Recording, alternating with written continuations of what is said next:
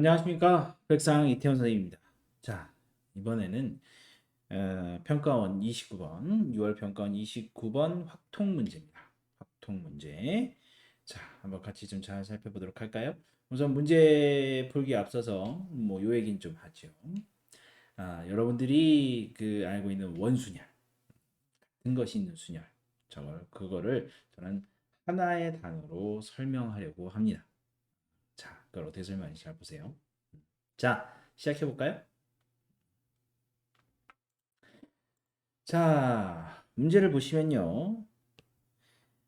1부터 6까지 자연수가 하나씩 적혀 있는 6개의 의자가 있대요. 이 6개의 의자를 일정 간격을 두고 원형으로 배열한다. 우리가 알고 있는 원순열이죠. 그렇죠? 원순열. 서로 이웃한 두 개의 의자에 적혀 있는 숫자의 곱이 12가 되지 않도록 배열하는 거래요. 그냥 단순히 배열하는 게 아니네요. 자, 박스를 쳐놓을까요? 아니다. 밑줄을 그어놓읍시다. 이렇게. 곱이 12가 되지 않도록이에요. 않도록. 12가 되는 게 아니고 않도록 배열하는 경우의 수를 구해보자. 라는 겁니다. 자, 우선 원순열에 대한 얘기를 잠깐 좀 하죠. 원순열이라고 하는 거는요. 원순열. 여러분들에게 원순열을 가르치는 이유는요. 이것이 같은 것이 있는 배열과 같은 방법으로 계산해 할 수 있다. 이런 것들의 대표적인 예로 원순열이라는 것이 있다라고 하는 겁니다. 그래요? 선생님, 왜 그건 저도 알아요라고 얘기하지만 우리 한번 같이 한번 얘기해 볼까요? 우리가 원순열을 할 때 밑에 저 쓰면서 할게요. 원순열 하기 전에 같은 것이 있는 순열을 할 때 이런 걸 배운 적이 있어요. B를 일렬로 배열하고 싶다. 그러면 처음에 이거 배열하는 걸 어떻게 배웠어요? 다 다르다고 보고 뭐라고 나눴습니까? 같은 것끼리 배열하는 건 같은 경우니까 2팩으로 나누자. 이렇게 배웠습니다. 여러분들이 하나 간과하고 있는 것은 뭐냐면요. 같은 거 두 개 있으니까 2팩으로 나눠야 돼. 이렇게만 기억을 해요. 같은 게 두 개. 중요한 포인트가 빠졌어요. 그 앞에 말이 있죠. 같은 것이 있는 것끼리 배열하는 것은 다른 경우가 아니다. 같은 케이스다라는 거예요. 저 말이 너무 어려운데 이걸 이렇게 한번 해볼게요. 얘 배열을 갖다가요. 이렇게 A1, A2, B 이렇게 다 다른 거로 보고 배열해 볼게요. 그럼 A1, A2 바꿔봐요. 다음에 B를 가운데 놓죠. A1, B, A2 또 A1, A2 바꿔봐요. 자, 이 B를 제일 앞에 둘게요. A1, A2, A1, A2 또 바꿔봐요. 이게 A1, A2, B 다 다르게 보고 배열한 겁니다. 근데 A1, A2를 지워볼게요. 이제 다 지울게요. 그럼 A1, A2 아까 다르게 계산했던 것이 다 같은 한 덩어리로 바뀌어요. 같은 결과로 바뀝니다. 요렇게 한 덩어리, 요렇게 한 덩어리, 요렇게 한 덩어리. 자, 같아지는 게 몇 개가 같아지죠? 두 개씩 같아져요. 그 두 개가 정체가 뭐예요? 같은 것끼리 서로 다르다고 생각하고 배열한 개수입니다. 그쵸? 자, 제가 하고 싶은 얘기는 뭐냐면, 같은 것이 두 개가 있으니까 2로 나눈다. 걔들끼리 배열하는 2팩으로 나눈다. 이게 아닙니다. 이게 아닙니다. 저는 이렇게 정정해서 얘기할게요. 아, 같은 경우가 되는 개수를 확인해 보세요. 그러니까 나누기란 얘기, 분모에 있다란 얘기, 즉 나누기를 한다는 것은 무슨 뜻이냐면 그것만큼 이 수만큼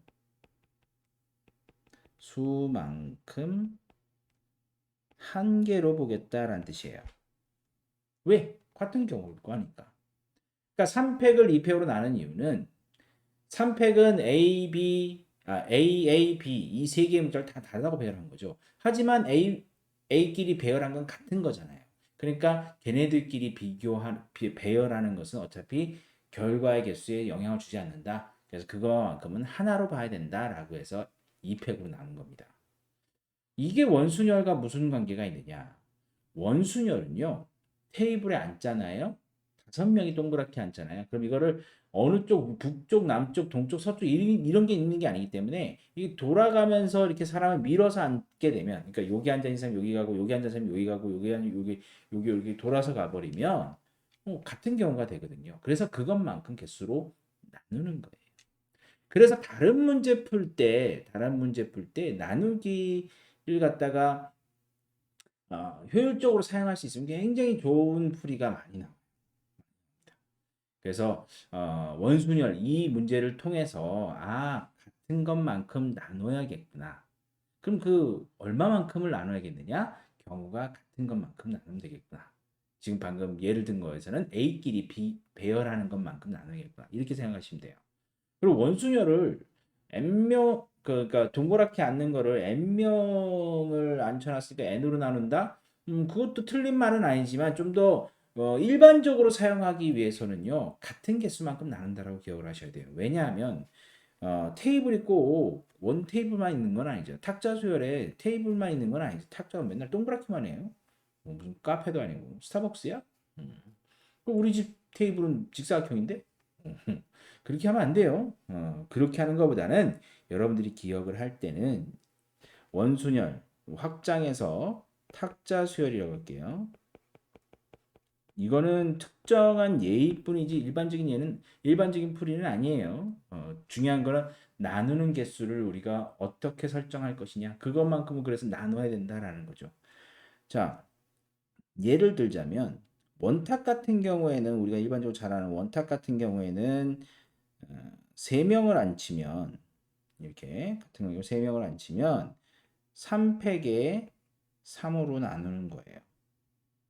근데 직사각형 같은 탁자에서는요. 자, 하나, 둘, 셋, 넷, 다섯, 6명을 앉힌다고 생각해봐요. 그러면 쭉 일렬로 세워서 들어갈 순서 정해놓고 몇 가지가 같아지는 거지 이건? 몇 가지가? 2가지가 같아집니다. 이건 2가지가 무슨 말이냐? 나 요 점에서부터 요런 방향으로 앉힐 거예요. 그러면 여기 앉았던 애가 여기 앉으면 이렇게 앉겠죠? 같은 경우에요. 그러니까 똑같은 사람이 여기 앉아서 시계 방향으로 앉는 거하고 똑같은 사람이 여기 앉아서 시계 같아요. 그럼 두 쌍이 같아지는 거죠. 그러니까 2개가 같아지는 거예요. 그래서 2로 나눈다. 이런 식으로 같은 것이 있는 순열은 이렇게 계산한다. 라고 기억을 해두시면 되고요. 그 대표적인 예로 원탁이 있고 탁자 수열이 있다라는 거죠. 무슨 말인지 이해가 되십니까? 자, 선생님이 강조하고 싶은 것은 자 이제 지울게요. 이제 이런 것들은 이제 다 좀 결론을 내야죠. 뭐 평가원 시험을 보기도 했고 그리고 앞으로 구평도 대비를 해야겠죠. 그렇게 하기 위해서 우리가 경우의 수에서의 나눗셈을 좀 강조하고 싶습니다. 경우의 수의 연산 중에 나눗셈. 어떠한 경우의 수를 나눌 거예요. 뭐로? 스몰 n으로. 이 말은 무슨 말이냐면 이 경우의 수 중에서 n개만큼 한 가지로 보겠다. 이런 뜻이라는 겁니다. n개만큼 한 가지로 보겠다. 이렇게 마인드를 잡고 모든 경우의 수 문제를 받아들이셔야 됩니다. 그래야 쉬워요. 그래야 쉬워요. 받아들이기가 편해지고요. 적용하기 쉬워져. 무조건 원탁수열을 n으로 나누는 거야. 직사각형 뭐 그거 상황에 따라서 나누면 되지. 그렇게 하지 마시고 글로벌하게 일반적으로 아비트러리하게 딱 n으로 잡아놓고 나눈다는 뜻은 그것만큼 한 가지로 보겠다는 뜻이다 라고 경우의 수를 이해를 하셔야 됩니다. 케이스 바이 케이스로 기억하면 안 돼요. 그러면 그 케이스에 딱 들어맞는 문제가 어디 있어요. 3점짜리 빼고. 요즘 3점짜리는 그 케이스에 딱 들어맞지도 않아요. 또. 오케이? 자, 다음 경우의 수 문제 중에서 합사건에 대한 경우의 수 문제들이 제법 많이 등장을 합니다. 무슨 말이냐면 자, 합사건에 대한 경우의 수 문제는 지금 문선이 뭐라고 짓거리고 있는 거냐면 우리가 어떤 사건 A가 일어나거나 B가 일어나는 경우의 수 요거 계산할 때 이렇게 하죠. NB-N A and B 이렇게 계산하죠. 아, 이거 모르는 사람은 없을 거예요. 집합의 경우에 집합의 원소의 개수 구하는 공식하고 똑같잖아요. 그렇죠? 확률도 같은 버전으로 할 수 있어요. 같은 얘기예요. 확률도. 어차피 경우의 수의 분모에다 전체 경우수 나누는 것이 확률이기 때문에 확률 이거 P 버전으로 바꿔도 돼요. PA 합집합 B는 PA 더하기 PB 빼기 PA and B. 똑같아요. 자, 문제는 선생님이 강조하고 싶은 건 뭐냐면 이것도 중요하지만 여러분들이 이 문제를 풀 때 A라는 사건을 이거로 하자, B라는 사건을 이렇게 사건에 대한 명칭을 붙이기를 되게 힘들어해요. 불안해하고요. 근데 이렇게 해놓고 나면요, 그냥 다항식 연산 문제로 바뀌어버려요. 다항식 미안해요. 경우의 수 단순한 뭐 우리 내신 문제 같은 느낌으로 바뀌어버려요. 사건 정의만 제대로 해주시면 돼요. 제가 합사건의 경우의 수를 얘기하는 것은 합사건의 경우의 수를 이해해라라는 뜻이 아니라 사건 A와 사건 B를 정해봐라. 그러면 니네들이 알고 있는 경우의 수 연산 문제, 공식처럼 외우고 있는 경우의 수 연산 문제, 합사건의 경우의 수 이런 것처럼 경우의 수 연산 문제 바뀐다. 왜 쉬운 길을 놔두고 이런 얘기입니다. 자, 그러면 이 29번 문제에서 그럼 어떻게 할 것이냐 한번 보도록 하시죠. 1부터 6까지 자연수가 하나 적혀있다. 아까 얘기했죠. 근데 지금 뭐라고 했냐면 이웃한 두 개의 의자에 적혀있는 숫자의 곱이 12가 안 됐으면 좋겠대요. 그럼 이렇게 해봅시다. 12가 되는 경우를 전체 빼자고요. 그러니까 우리의 목표는 이웃한 두 의자의 번호 곱이 12가 되는 경우의 수를 문제를 풀어보자. 오케이? 자, 그러면 1부터 6까지 적혀 있으니까 12가 되는 경우는 이거밖에 없죠. 3하고 4. 그 다음에 2하고 6. 이렇게 얘들은 이웃하면 돼요. 나머지는 그럴 일이 없죠. 그렇죠? 나머지 숫자 써볼까요? 1, 2, 3, 4, 5 이렇게 1하고 5만 달러 남네. 자, 이렇게 보자고요. 자, 우선 첫 번째. 우리가 그냥 생각해 보세요. 그럼 3, 4만 이웃하고 나머지는 뭐가 됐든 관심이 없을 수도 있고 2하고 6이 되면서 나머지는 뭐 어떻게 되든 관심이 없을 수도 있어요. 그러니까 어떻게 하든지 간에 3, 4하고 1, 2, 6 둘 중에 뭐 하나만큼은 이웃해야 돼요. 자, 이거를 우리가 어떻게 사건을 정의할 거냐 이겁니다. 합사건의 경우의 수로 만들기 위해서. 자, 저는 이렇게 할 겁니다. 여러분들 이런 연습을 좀 많이 해두세요. 그래 어려운 문제일수록 쉬워져요. 문제를 단순화시키는 과정이에요. 저는 A라는 사건을 이렇게 이해할 거예요. 3하고 4가 이웃했으면 좋겠어요. 나머지는 뭐 어떻게든 관심이 없어요. 다음 B라는 사건을 2와 6 이것이 이웃했으면 좋겠어요. 나머지는 관심이 없어요. 그래서 3하고 4가 이웃하거나 2하고 6이 이웃했으면 좋겠어요. 그 경우의 수를 저는 찾고 싶어요. 그렇게 되면 지금 우리가 구하고자 하는 요 위에 있는 윗줄 두 의자의 번호의 곱이 12가 되는 경우를 얘기해 보시면 이거 A 합집합 B가 A 합사건 B라고 하는 게 맞죠? A 합사건 B의 경우의 수를 구하는 문제구나 라고 되는 거죠. 그러면 3, 4 이웃하는 경우의 수 계산해 봐야 될 거고요. 2, 6 아유 2, 6을 씁니까? 미안합니다.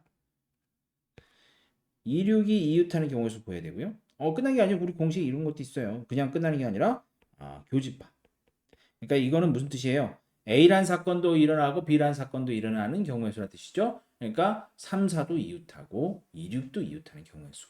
이런 얘기죠. 됐죠? 자, 그러면 먼저 NA부터 천천히 한번 구해보죠.